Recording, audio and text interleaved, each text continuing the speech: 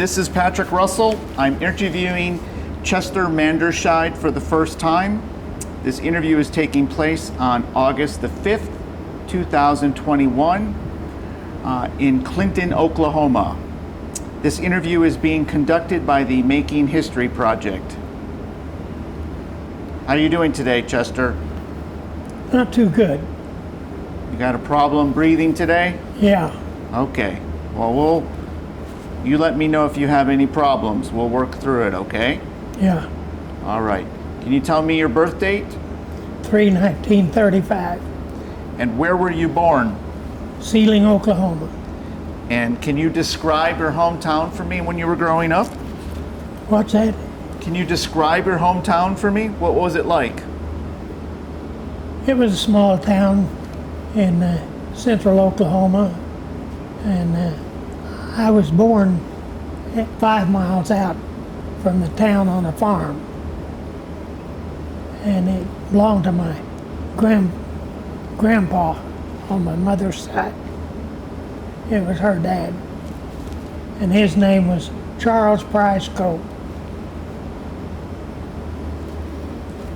Okay, and they had a farm? Yeah. How big was the farm? What? How big was the farm? 160 acres. What type of farm? Oh, he raised cattle on it, and he also had crops planted on it. And how big was your family growing up? 3 kids. My mother had me, no, it was 2 kids. My mother had me and my sister. And what did your parents do? My dad was a farmer. He helped other people farm. And my mother, she took care of us kids. And later on, my dad, he played the guitar and she played the piano, or he played the fiddle and she played the piano, and they went to dances and made money that way on a weekend. Okay. And what did you like to do as a child? Did you have any hobbies or sports? What did I like to do? Yeah, growing up, what did you like to do? Hunt or fish or play baseball? Well, there were several things we done. I don't know what I liked most of all, but I like going down to the canyon with my grandpa and picking up a cedar tree on Christmas. I remember that because he had 2 old horses that pulled a wagon, and we put the cedar tree in the back of the wagon. And that was the first Christmas that I can remember, and I was about 4 or 5 years old. Okay. Sounds like a nice memory. And did you go to school? Oh yeah. All right. Did you go to high school? Yeah. All right. And did you graduate from high school? Yeah. Okay. What was the name of your school? School I graduated from was Harding Academy, Searcy, Arkansas. And when did you graduate? What year? 1953. Did you play any sports in high school? Did you play any sports in high school? Yeah, I ran track, and I played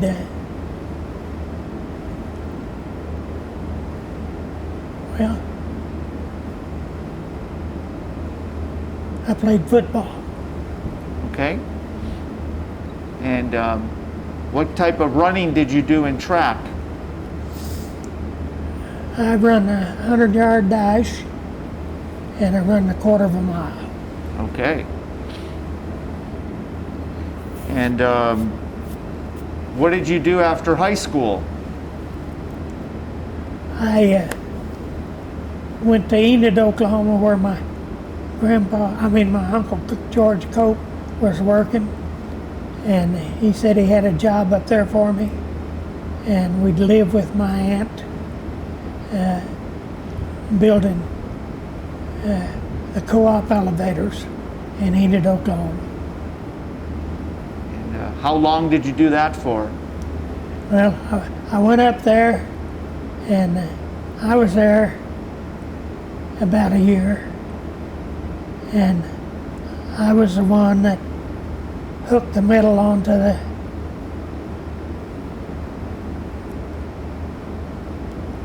cable that they took up to the top of the elevator. That was my job, and it was dangerous. Because the guy sat over here in a crane, and he was the one that took it up. And you better not be hanging on to it, or you'll be took up with it. And they gradually built it from scrap on up to 250 feet high. Wow. And it took a week. No, I think it took a month to get it up 250 feet. And this elevator is used for what? Grain. They're still there today. Okay. And what did you do after that job? Well, I was inducted into the Army, and when I got out of the Army, I was looking for a good job, and in Minneapolis, Minnesota, I found a job working for the railroad. And I worked for the railroad 3 years, and I got married in the meantime, and I had a daughter, and in that third year, they went bankrupt, and I was offered a job in Chicago, Illinois, with Central Railway. But I didn't want to take it but I needed to take it because I needed to get my 4-year machinist card, and I only had 3 years. But I didn't take it because of the fact that I didn't want my daughter over there growing up in Chicago. And the railroad over there was located down next to the ocean in what they call Kellertown. And back then in Kellertown, you was lucky if you could stay alive. So I didn't want to go. So I stayed in Minneapolis, and I got a job with a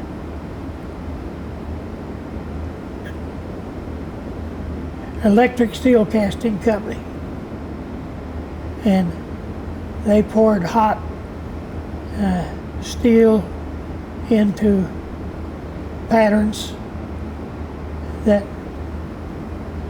come out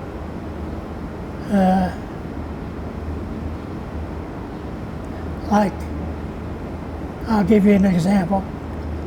Like you have out on the road, you see big equipment working, and some of them are called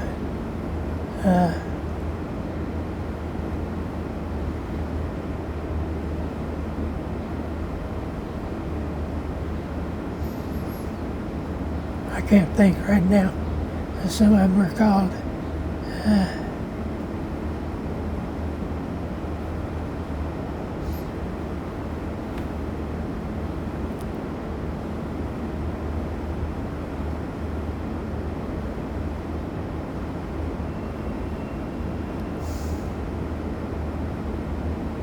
Well, anyway,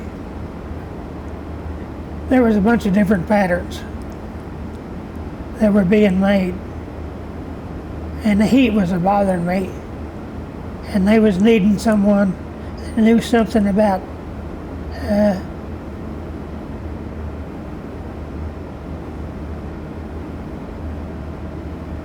pattern storage, and I Okay. knew about it. So they put me up there, and I was to design pattern storage for this electrical company. Okay. And so I did. And funny, I can't think of the name of those things. But anyway, they would pour them and bring them up there once they'd cooled, and I'd put them on a shelf. What are they used for? What are they used for? They were used for big, heavy equipment to work on the roads and the railroad. Okay. And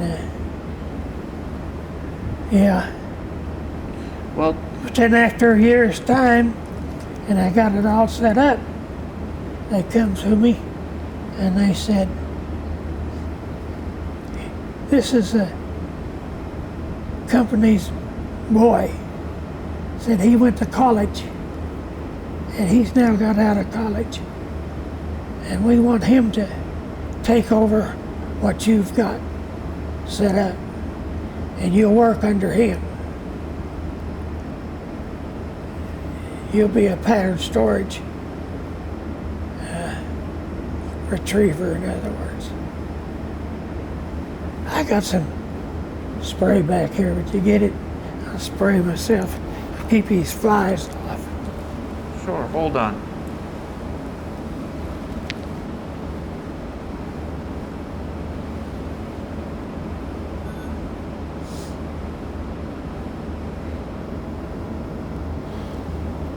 Okay, so you were telling me about the person that was coming to take over your job at the Patterns. So what happened next? I just thought of some of those names. Clydarn Works was one of the patterns that was poured. These patterns are made out of what? Steel? These are steel patterns? Yeah. And for some reason, I can't think of the names of the others. That's okay. But anyway, I quit there because they reduced my pay. And I left there and I was out of work for about 6 months. And I called my dad out in Omak, Washington. And he told me that I could get a job out there as a diesel mechanic if I wanted it.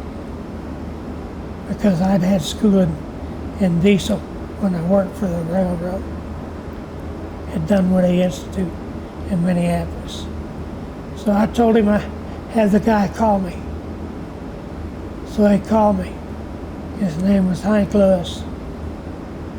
And he said, yes, Chester, I could use you out here as a mechanic's helper. And you'd work in the shop on Caterpillar engines and Caterpillar tractors. He said, do you need any money? I said, yeah, I need money to get from here to there. I'll come out on Highway 2. He said, sounds good to me.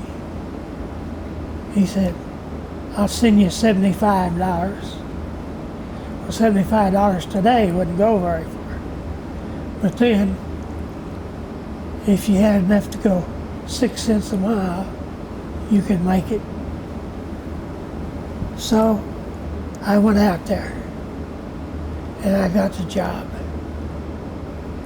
And my job was taking the Caterpillar tracks off of the tractor and the swing frame and rebuilding it and putting it back together. That wasn't no easy job. I bet. They had a pin about that big around that went through the back axle of the Caterpillar tractor. And you had to knock that out before you could swing the frame around and take it apart. Well, 12-pound sledgehammer. I began to learn how to swing it and make it hit the beam and hope it come out. But a lot of times I had to have somebody help me. But once I got it out, then I could take the track apart and rebuild it. Well, Chester, you mentioned that you were inducted into the military. You said you were inducted into the military. That means you were drafted? Yeah, This was in what year? 1953. Okay. And this was for the Korean War? Yeah, it was over, but I was sent out there, and later on, I call them the gooks. The North Koreans didn't know that the war was over, and they come across the line on October 15th, 1953, and we had to drive them back across the line. Well, before we get there, so you were drafted into the Army, Yeah, and you had to go to basic training, right? yeah, Camp Chaffee, Arkansas. And how was that for you? Was it hard? It wasn't very good because I got sprayed with some, I don't know what it was. They put us in a shack and had us take our mask off. And then when they got ready to spray us, they have you put your mask on. Well, I put my mask on and it leaked. And so I breathed in that stuff. So I ended up in A hospital? Chaffee Hospital. What were they spraying on you? I never did know what it was, but it smelled like alfalfa. And they said it was some kind of stuff that if it got in your bloodline too far, it would kill you. So they revamped our blood. You know what I'm talking about. And why did they spray it on you? They do that to everybody. But a lot of them are more fortunate. I just happened to have a mask that leaked. Okay. And so did 29 other guys. And there was 29 of us in the hospital. 3 of them died. And one of them was a lieutenant. And so when they sent us out, they never sent the same guy to the same place. Every guy went to a different organization because they didn't want us to find out what it was. How did your parents feel about you being drafted? Well, they didn't like it. My dad wanted me to be a conscientious objector, and I told him I wasn't going to be one. I said, if they shoot at me, I'm going to shoot back. I'm not going to run out on the field and pick up dead people and carry them back you know, to a foxhole or something. I said, that's not my nature. And so you were drafted into the Army. Yeah. You went to basic training. Did you do advanced training after that? Yeah. And what was that in? It was helicopter maintenance. Okay. Had you ever worked on a helicopter before? No, I never had. All right. And And I didn't get to work on one in the helicopter maintenance school. Because what they did, you had to fly L-19 before you could fly a helicopter. And you had to learn how to fly a helicopter. you had to learn how to fly a helicopter to do maintenance on it? You had to learn first how to fly before you could do maintenance on it? Yeah. All right, so what did you end up doing in terms of maintenance then? What did you do in terms of maintenance when you were training? What type of work? You know, you changed the oil and you checked out the helicopter propellers, and you made sure it had enough air in the tires and enough fuel in the fuel tank, which was diesel. And you done all that when the helicopter grounded, and the two pilots went in and had coffee and donuts or something to eat, nice and hot, and coffee maybe. And they always bring me something cold, like they'd bring me a cold sandwich or a Coke, and that was it. And what type of helicopters were these? What type of helicopters? Well, best I can remember, it was what they called a Sikorsky. But I don't think that's right. I think it was started with an N. Because it was long like that. It was like you could pick up heavy equipment with a magnet, and we'd fly high,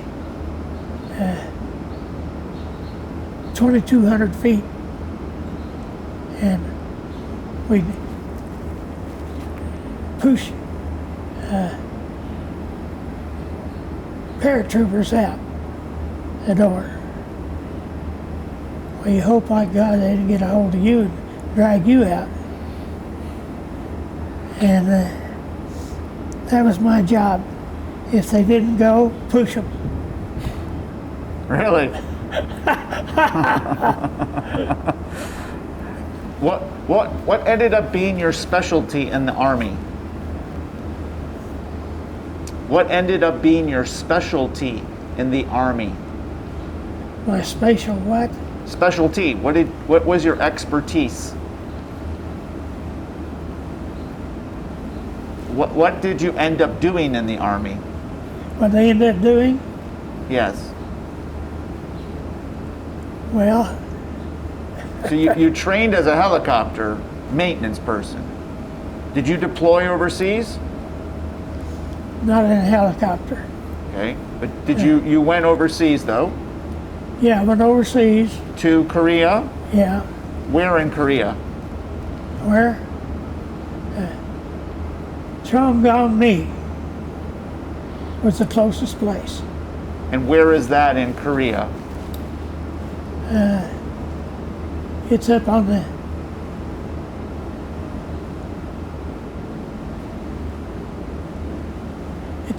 it's up close to the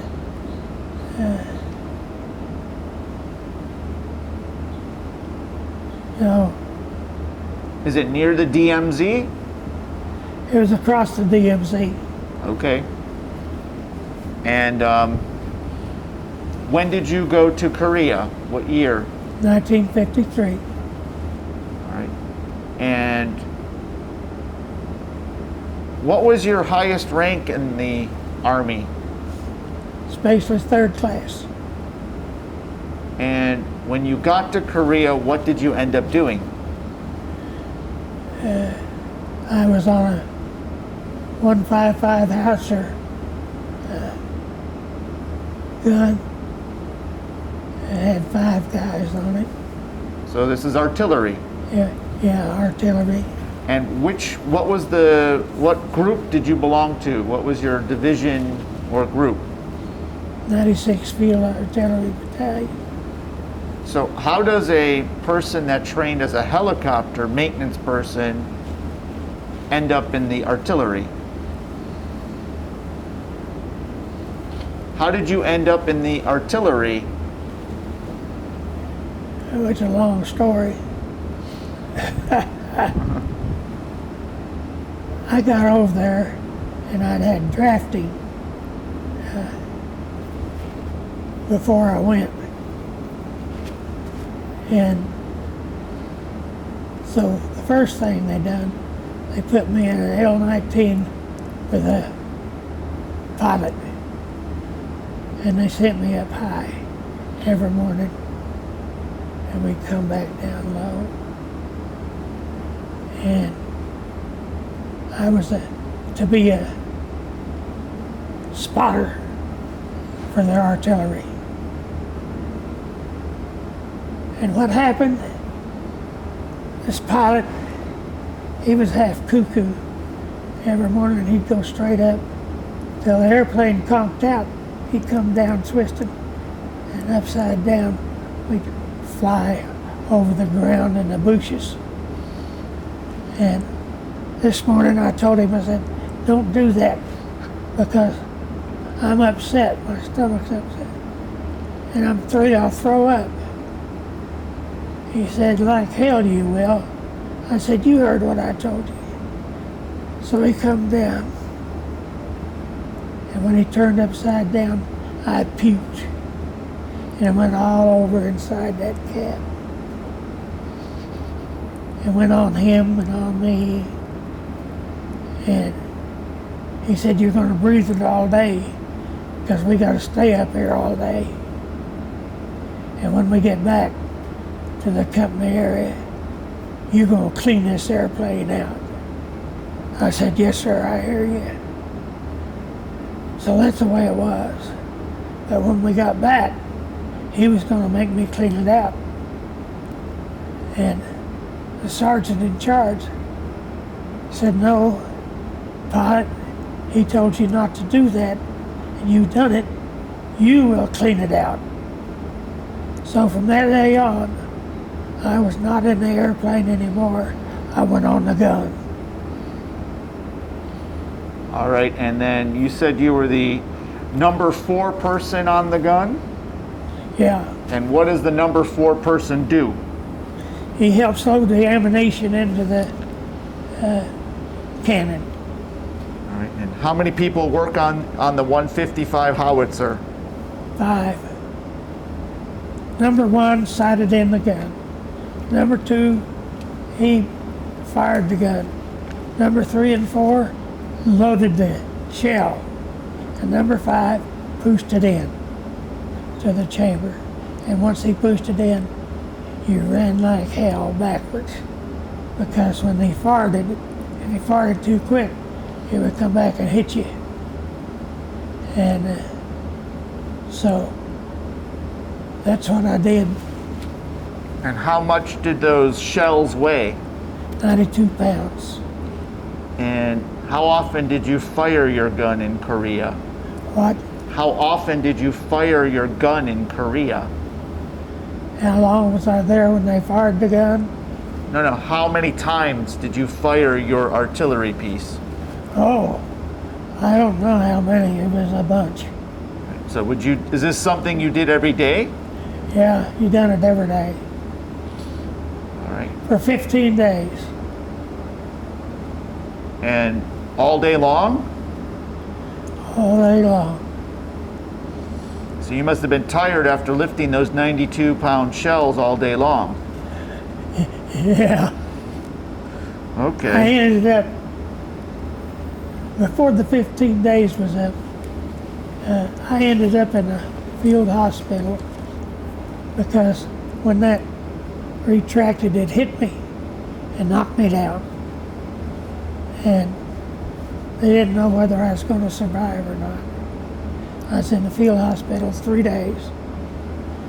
And during them 3 days, a captain came standing over me. And he said, "We wondered if he's ever going to come to." He said, "I got a job for you, and you're not going to go back out on that 155. You're going to go with me down to service company, 15 miles back of this line." And so that's what happened. And besides that injury, were you ever injured another time? Well,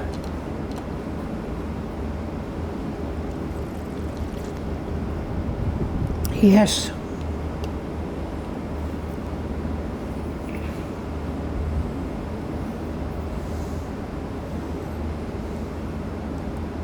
I was in my barracks, and all of a sudden a gun went off outside.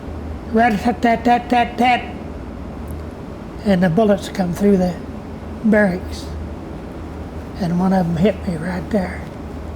And it went up in my throat. And I couldn't holler, but I hit the boys on each side. And finally I got it out. I said, "Hey, we're being shot at. Grab your guns." And the sergeant at arms said, "No, don't grab your guns. Stay where you are. I'll go out and see what the problem is." And he went out. And one soldier had shot another one and cut him in half. Half of him fell that way. Half of him fell that way. And come to find out, they were two soldiers. One lived on this side of the Georgia line, one lived on that side of the Alabama line. And they were in love with the same girl. And so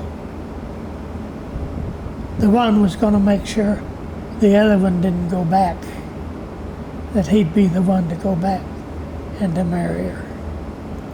But the way it ended up, he ended up in prison for 25 years, and maybe later.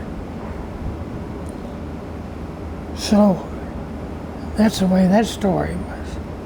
You ended up getting shot, though. Yeah, logged right there. I can still put my finger in it, the hole.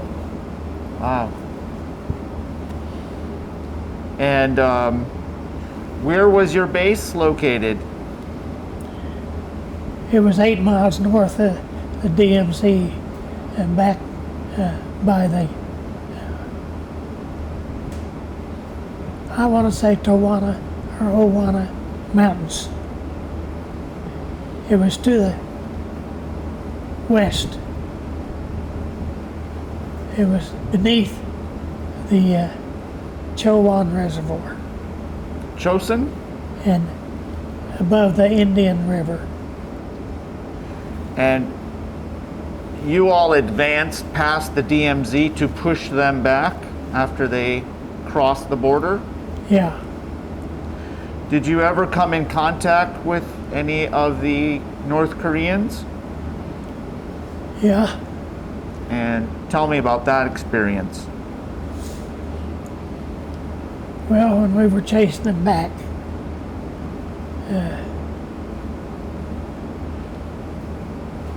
I bayoneted one or two of them. And What were the circumstances of doing that if you were working on artillery? What? How did you come to get in close contact with the North Koreans when you were on an artillery piece? Because we were driving them back from South Korea to North Korea. And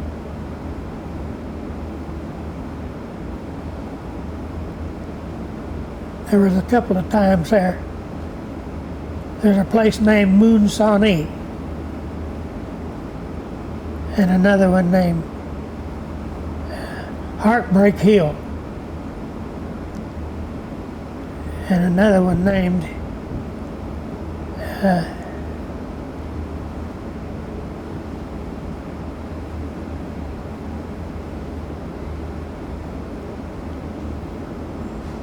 I can't think of the name of it.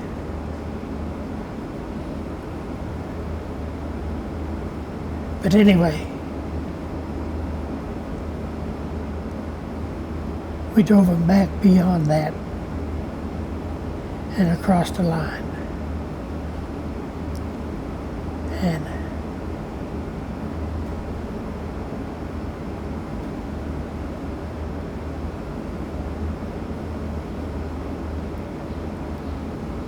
it just escapes my mind what the name of them places was. So you were involved in combat with the enemy then, besides the artillery? Yeah. And how much combat did you end up seeing then in those 15 days?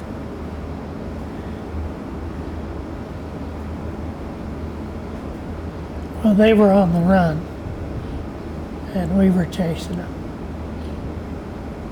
And some of them turned around to fight. And when they did, that's when I got in contact with them. The Indian River, they had a concrete bridge across the river, and down below were North Korean girls washing clothes and what have you. And we were told never to stop on that bridge, just keep going. And that way they wouldn't know who we was. But anyway, it never turned out that way. The North Koreans bombed that bridge, so we couldn't go that way no more. And we had to go the other way and go across the Indian River by guessing where's the lowest place to cross and how can we get across. And so that's what we did. Did you ever run into any Chinese troops? Chinese? Not that I know of. And what type of weapons were you trained in besides your artillery? 155. Besides that, what other weapons were you trained on? A rifle or a machine gun?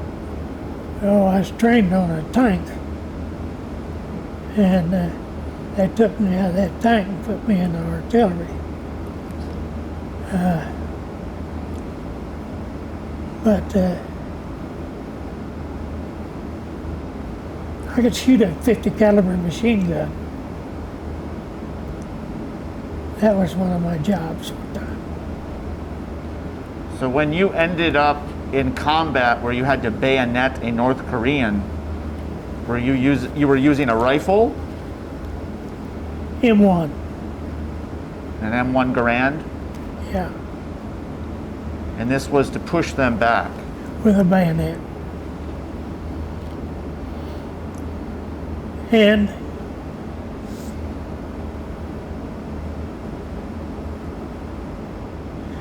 At one time I had the 50 caliber machine gun. I'd run and jump in the foxhole with it, and an old boy that was supposed to be my partner was supposed to run and jump in the foxhole carrying the tripod, and then another one carrying the ammunition. And if they didn't, Lord have mercy, because you're liable to get bombed or shot down. But if it set it up, we would shoot across the valley. And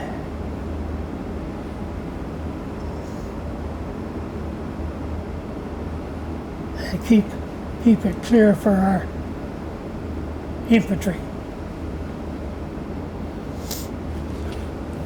Did you ever have to dig in and defend yourself from an attack from the North Koreans? Ever have to what? Dig in and defend yourself from an attack from the North Koreans.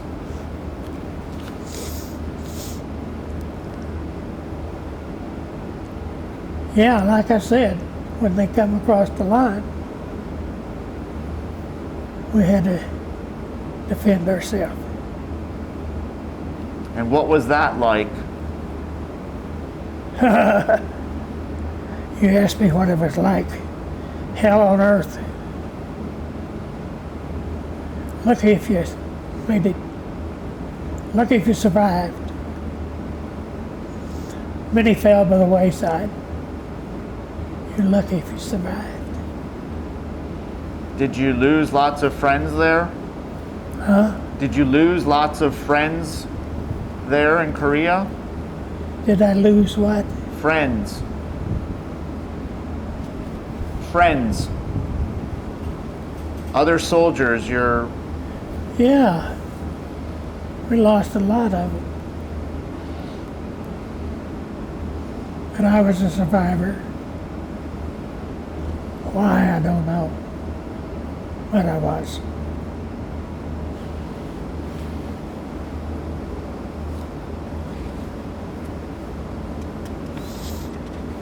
And so at one point, you are pulled back, and I believe you said that you were going to end up driving trucks. You're taken off the front line to drive trucks. Yeah. Tell me about that. Well, I was put in service company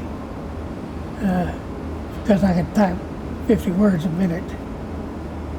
And this captain, he took me out of the field hospital when I was in there from being shocked by the backfire of the cannon. I was knocked out. And I laid in there 3 days unconscious. And when I come to, he was standing over me and told me, said, "Soldier, you're not going back on the 155 Howitzer. You're going with me back down 15 miles below the DMZ, and you're going to type requisitions for me." And so that's what I did. And how long did you end up doing that for? I'd done that for about 6 months, and then I was put on a truck in charge of going down to Yongdong-po to pick up supplies, canned goods, and clothes, and bring back up to the front line, or I should say, the service company. And then they had trucks that took them to the front line. But that was my job, and I was in charge of 14 other trucks, but I was only a Spec 3. But the commander told them that I was in charge and they were to follow my orders. And you would be surprised and we'd go down through on them rice paddies to get to Yongdong-po. And a lot of times the Korean trucks would pull out in front of us and slow us down. And I told the guys one day, I said, I'm going to get over that far. And there's 14 trucks behind me. Each one of you get over that far. We'll push that Korean back down in that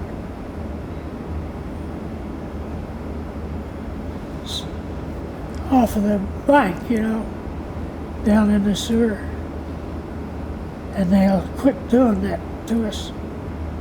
They'll let us go by. So it happened. And it was kind of funny. But they had them old 2 or 3/4 ton trucks to haul out their food and stuff with. And they got where they was pretty respectable. And sometimes we'd let them pass. And it was something you just had to be there to see it, to know really what was going on. And how long did you spend doing that job and driving the trucks? How long what? How long were you driving the trucks in Korea? Oh, I was doing that till 2 weeks before I was to come home.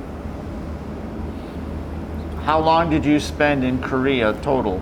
17 months. I was supposed to be there 15, but they claimed my MOS.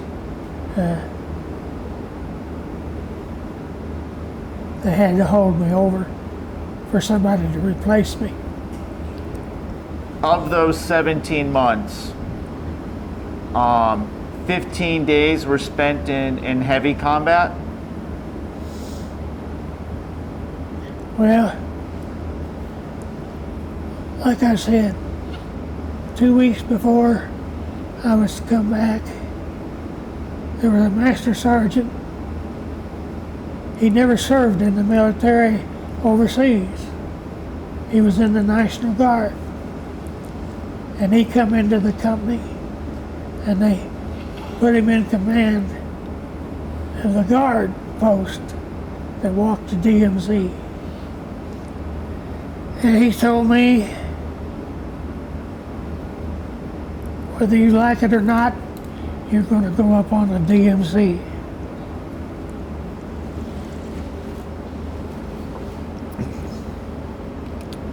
And you're going to walk guard on the DMZ.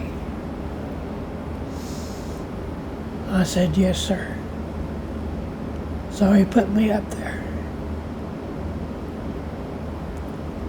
Well, it was a mistake that shouldn't have been made. But he come a dangling up there in his Jeep, and the rain was coming down. Oh, it was coming down horrible. Water was running down the Jeep tracks that deep. And as he came, I could see him. And he got up there so far. I had my poncho on and my gun, and I leveled it at him, and I hollered, halt, halt, halt. And he didn't stop. So I fired off 3 shots, and one of them was a laser, and it looked like it was going to hit him, but it didn't. And I run down there, and I opened his door, and I grabbed his keys, and I give him the password, my half. And he was so dumbfounded and scared, he didn't know what it was. And he said, you know who I am. I'm Sergeant of the Guard. I said, I know who you tell me you are, but you don't have no dog tags on. And you don't know the password.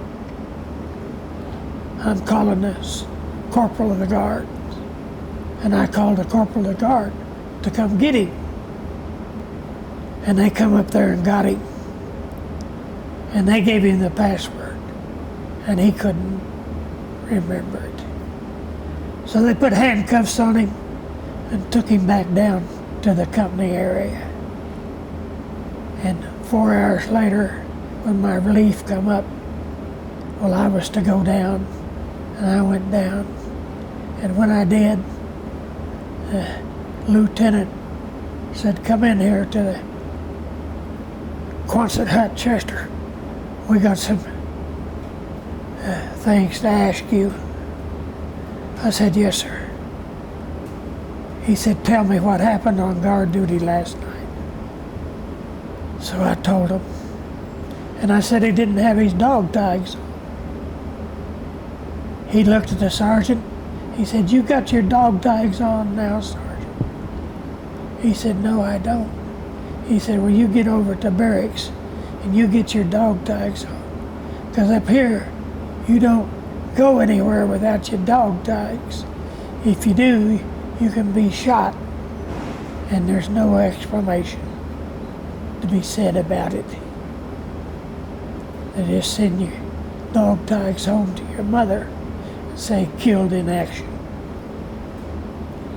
So he ran over to get his dog tags.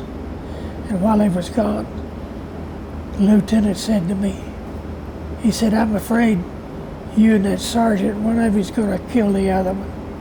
So would you mind peeling potatoes for the next 3 days until you ship out of here?" I said, "No, sir. I'll be glad to do it." So they sent me to the mess hall, and I peeled potatoes. But every time I would serve something on the chow line, this sergeant wouldn't eat it. And so they said to the sergeant, the mess sergeant did, said, "How come you won't eat nothing Corporal Manderscheid serves?" He said, "It's none of your business. You ask me again, I got rank on you. You'll have one less stripe." And he said, "Yes, sir." And so at the end of the 3 days, I was put on a truck going down to Incheon, and where I was going to ship out, because they was afraid that one of us would kill the other one. And so I went. And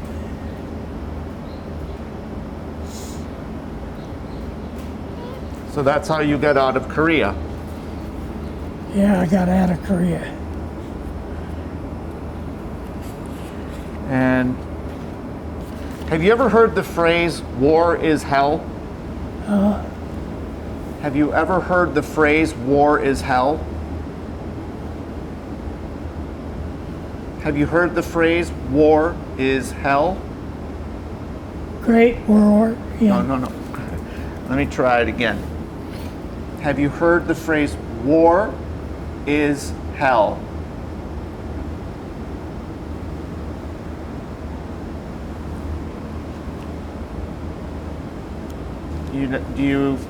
You can't hear?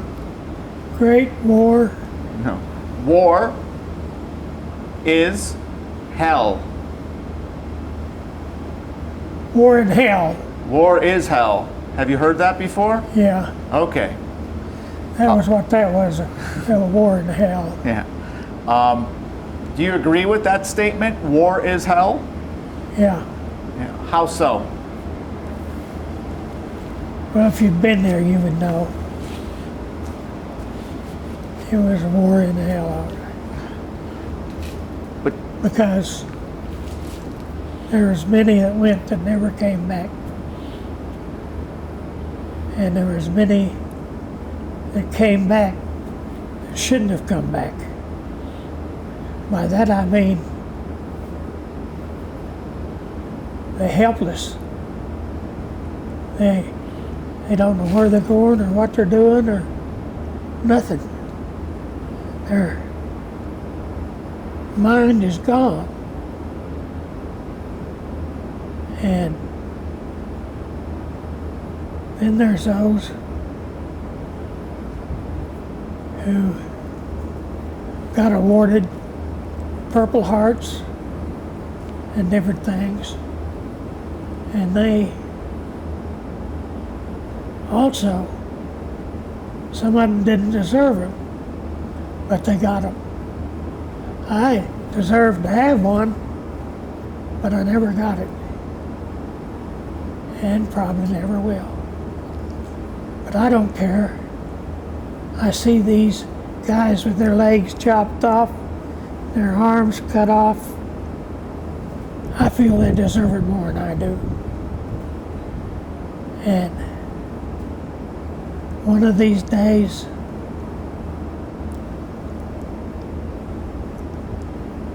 I won't make it because of my breathing or because of my pacemaker. But I try to go as long as I can.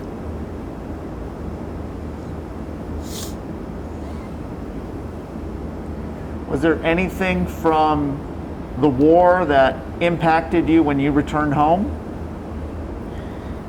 Anything wrong with war? No.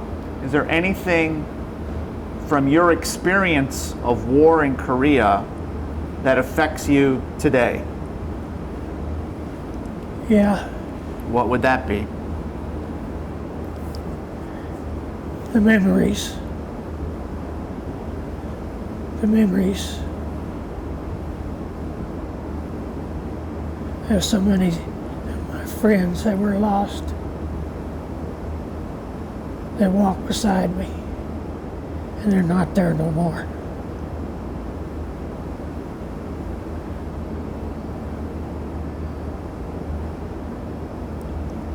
And my memory, I pray for them every day, but most of them are dead and gone. There's some still alive. There was one. His name was Eugene Haw. And he come out here every Sunday. And he went to church out here with us boys. And he had served 25 years in the military. He'd been in Korea. He'd been in Vietnam, and he was an expert pistol shooter.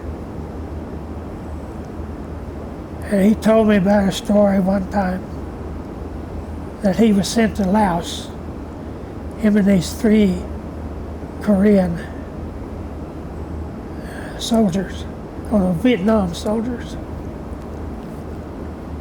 And as they walking down this trail, a big copperhead snake stood up about 4 foot high in front of him on a hill. And he was spitting that juice at him. And he said, I pulled my pistol and I shot, and I got him right in the head. How lucky I was. And said, down he fell. And said, them Vietnamese run up there, and they skinned him, and they cooked him, and we had him for supper. God, wouldn't that? No, thank you. Yeah. And so you brought back some memories of lost friends, and that bothers you to this day. Yeah. And Anything else? Did you have any type of nightmares or jitters after the war? Well, sometimes I wake up and I got the jitters and I don't know why. And that's about all I could tell you about it. When you came back, did loud noises or sudden movements bother you? When you came back, did loud noises like firecrackers, or did that bother you? Not really, because I knew it was firecrackers. If I hadn't known it was firecrackers, it would have probably bothered me.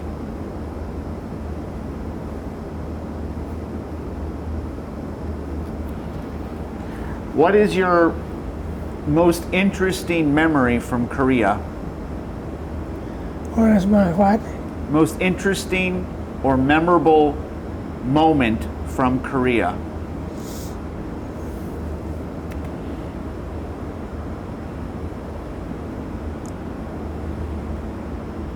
Getting the hell out of there on a boat.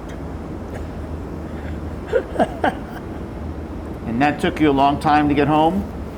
Yeah, it took 28 days.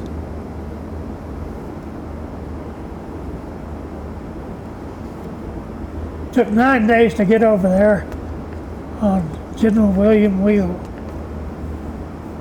And it took 28 days to get back to Oakland on a Marine Hatter. How long were you in the military for? 3 years. So 1953 to 1956? Yeah. And when you got back to the States, what did you do in the military for the next? Well, I didn't tell you that story.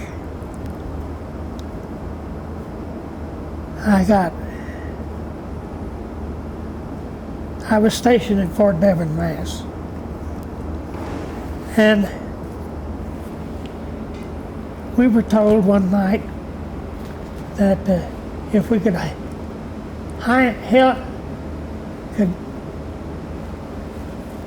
cover our helicopter where they couldn't see it if they got up there 1,500 feet, that we would get a free pass to go to Boston on a 3-day pass. And if that happened, we were to be the first ones on the truck leaving the area, bivouac area. And so, as I was going to the truck, this sergeant hollered at me and he said, "Manderscheid, you and me need to stay here." Said, "You and me's the only ones that know how to put these helicopters in these sheds." I didn't answer. I kept going. I got up in the first truck and I walked up in the middle of it. And I told these two big old boys who were standing in front of me, I said, "They're going to count feet. If you can hold me up, I will put my hands in your belts and raise my feet up where they can't see them." I said, "Okay." So I did it. And on the way back, I told them 6 guys that were with me, I said, "You know what we're going to do? When we get there, we're going in and get our pass. And then you're going to go straight to the barracks and you're going to get whatever clothes you need for those 3 days in Boston. And I'm going to go out and get in my car. I'm going to drive down the road slow, and you run out and jump in the car, and we'll be okayed through the military post." I said, "Yes, sir." Well, one of them didn't come out. I knew then I was in trouble, but I wasn't going to turn around. So we went out the gate, and the road was slick, had ice on it, snow on top. And I stopped, and I put on my ice chains, and we chugged along up to Boston. After 3 days, we come back.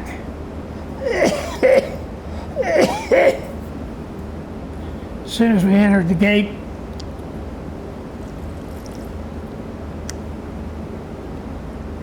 I was arrested and taken to the commander's office. He said, "Chester, you don't realize what you've done." Said, "I'm going to make you a PFC." I told him, "Whatever will be, will be." So they made me a PFC. Well, later on, we were still flying helicopters. And I was still pulling the same duties. But I found out I was supposed to be getting $50 extra a month for flight pay. And I wasn't getting it. So I told these other boys, I said, "You see this piece of paper? You sign your name down there, and I'll get you $50 a month pay." They said, "Chester, you're kidding us." I said, "Just put your name on there and I'll show you." So I wrote a letter to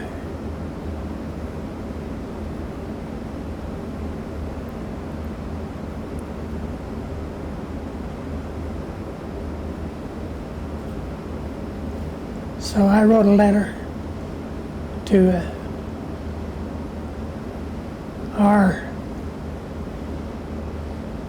Senator, Robert Kerr, in Altus, Oklahoma. And I told him what had happened. Well, I didn't expect what was going to happen.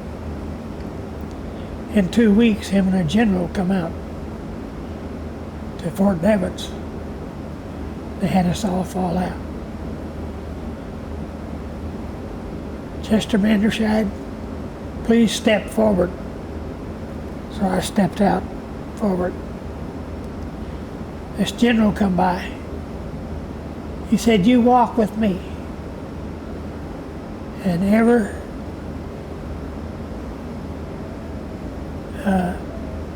pilot that you know, point him out to me." I said, "Yes, sir." So the first one was a master sergeant. He ripped his stripes off. "You are now a sergeant first class.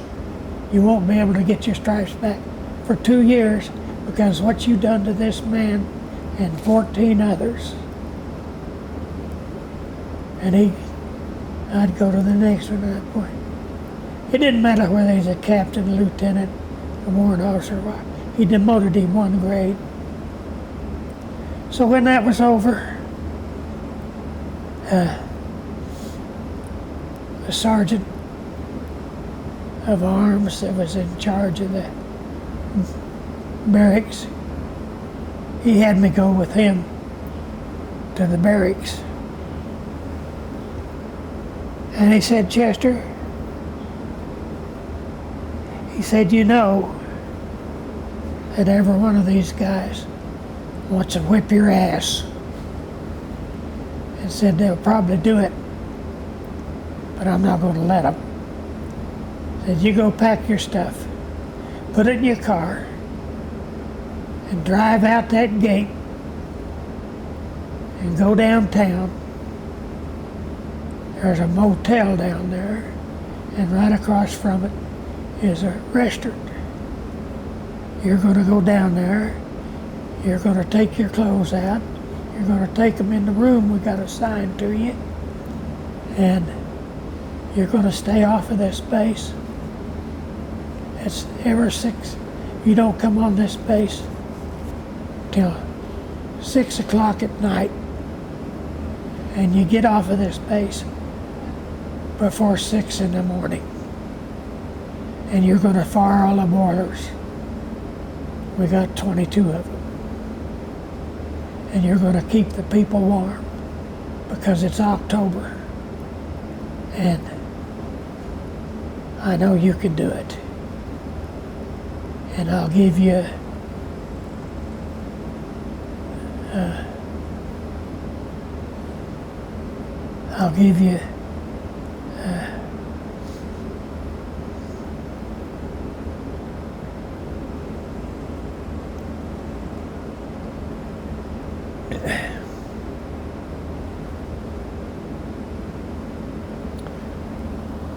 yeah, he would give me an honorable discharge if I'd do that. I said, okay. So that's what I did. But what was funny, after I went down there 2 days, these young girls were sitting over there eating, and one of them come and jumped up on the stool beside me. And she said, what do you do out at this base? I said, I'm fireman. I fire the boilers overnight. She said, you do? I said, what do you do in the daytime? I said, I go down there and sleep. And I said, that's what I have to do. So I'll be able to go up and fire the boilers every night. She turned around. She said, hey girls, we got a guy here that can roller skate with us. I couldn't roller skate worth a damn. But she grabbed me by the arm and said, come on, we can show them right here in the cafe that you can roller skate. What a coincidence that was. She held me up. We skated around there a time or two. She said, see, you can skate. I said, what time do you go to work? I said, 6 o'clock tonight. What time you get off? 6 o'clock in the morning. She said, I'll take you to work and I'll pick you up. What a revolting development that was. And the guard told me, he said, Chester, I ought to shoot you in the damn back. He said, you're supposed to be off duty and being punished, and hell, you're having more fun than we are. I threw up my arms. I said, shoot me. You get 25 years in prison, and I won't have to suffer no more. But he didn't shoot. And from that day on, till I got discharged, I could just go to them roller skating rinks. I could skate with 2 girls, one girl this arm, swinging them around, do the kitty dados and all that. I got good at skating. And this one girl, she wanted to marry me. And I thought, damn, she's good looking and everything. That might be a good deal. So after I got out of the service, I went up to her house. And it was in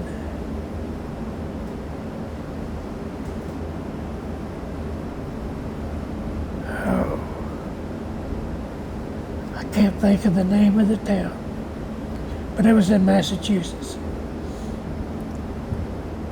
And she come to the door. She didn't have a damn thing on. I could see through her skirt as I went up on the porch. I thought, oh my God, what's going on here? and she opened her skirt up. She had boobs that stuck straight out. Oh my God! I wanted to grab that and hug it and kiss it. But I didn't dare, because her grandpa was sitting down over yonder looking at me. And he says, "Do you like what you see, soldier?" I said, "I'd be lying if I said I didn't." "Yeah, I like what I see." I said, "Can I have it?" He said, "Not till you answer 3 questions for me." These are the 3 questions. He said, "You know,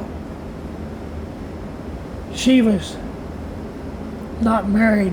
She had a girl out of wedlock because of some guy like you come up here and took her away. But that's not going to happen anymore, because I heard you want to be a machinist." He said, "I run the machine shop out here. I can put you in the machine shop. But before I do that, you got 3 questions to answer."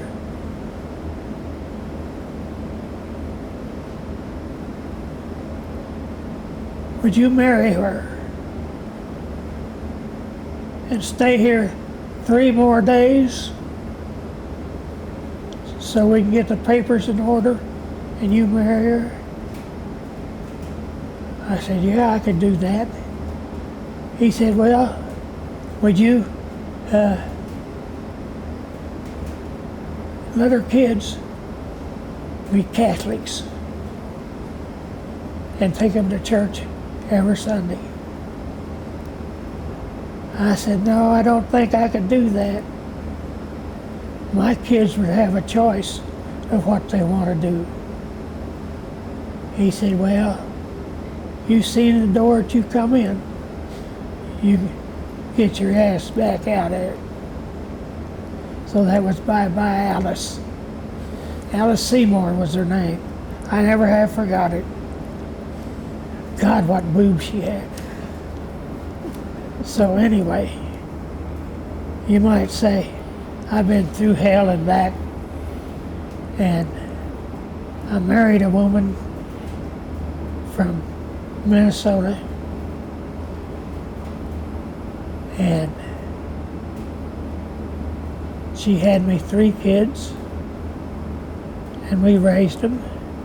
We were together 54 years, and she died April the 5th, 2009, and I'm still here, and it's 2021. And I thought I should have died first, but I didn't. And I regret the day that I just didn't grab Alice Seymour and say, "Come on, to hell with him." You know, I guess that's the end of the story.